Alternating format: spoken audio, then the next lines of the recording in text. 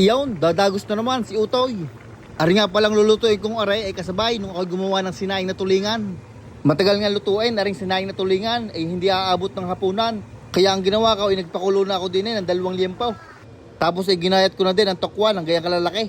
Gagawin kong tokwat baboy sisig. Bali aring liempo ay pinakuloan ng 35 minutos hanggang 40. Pinakuloan sa bawang, sibuyas, kapirasong tanglad, 21 pirasong pamintang buo, at mga 120 maalat na asin. At nung napalamig ko ng kaunti ay sinalang ko na din para maprito. At pagkalipas ng kulang-kulang 4 na minuto ay binaliktad ko na. Yan, ganyan dapat ang kulay niyan, golden brown. At pagkagayon na din ang kulay ng kabila ay aahunin natin. Ilalagay natin sa cooling rack para hindi mawala ang pagka-crispy. Pagkatapos iprito ang liempo, isasalang ko naman ang mga tokwa. Sa pagpiprito ng tokwa, maganda medyo marami ang mantika o kaya deep fry para mag-crispy. Habang piniprito natin ang tokwa, sisimulan ko ng gayatin na rin ating 2 liempo. Ang gayat ko din yung pangsisig, dice na maliliit. Yan, parang gayan laang. Aboy madami din nga pala ang 2 pirasong liempo. Pagkatapos, nagpitpit lang ako ng 2 pirasong bawang. At ginayat ko laang ng pinong-pino. Naggayat din ako ng 1 buong shallot. Pino din ang aking padali din eh. Balikan natin na rin tokwa. Pag golden brown at crispy, ay pwede nang ahunain. Aasimbolin na natin na ring sisig din sa mixing bowl. Una ko nang ilalagay aring ating mga crispy tokwa. Kasunod ng ating pininitong liempo. Sumama na din ang bawang at saka sibuyas. Lalagyan ko din na rin ng 1 kutsarang rinaw. Nagprito nga din ako ng kapirasong atay ng manok. Dinurog ko na din yan sa kawali. Ang ating timplada din ay kalamansi. Nilahat ko na at kakaunti na. Tuyo, mga 3 kutsara. Kaunting taktak din na rin patis. Ang paminta naman ay mga 224 piraso laang. Asukal na pula, 322 piraso. Hinalo ko muna rin ng saglay. Nakakita nga din ako ng dahon ng sibuyas kaya isinama ko na din. At saka aring ating crispy bawang para extra flavor.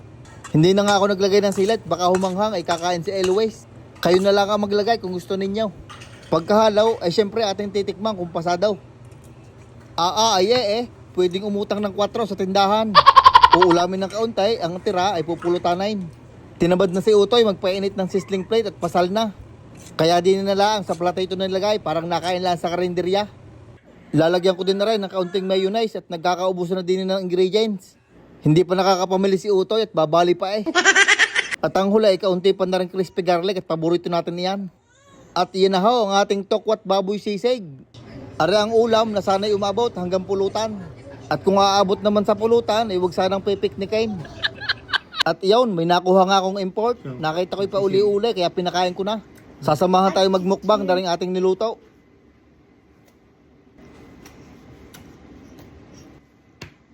Yakan yan. Ano yan eh?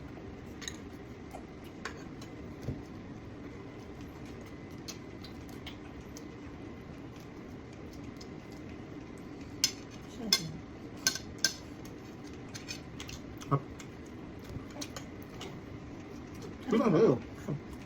Bakit lang?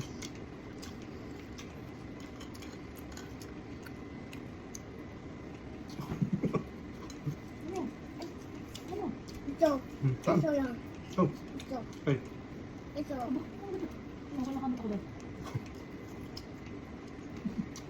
Tulog naman.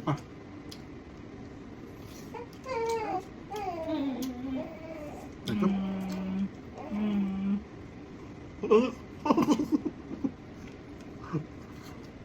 Ay,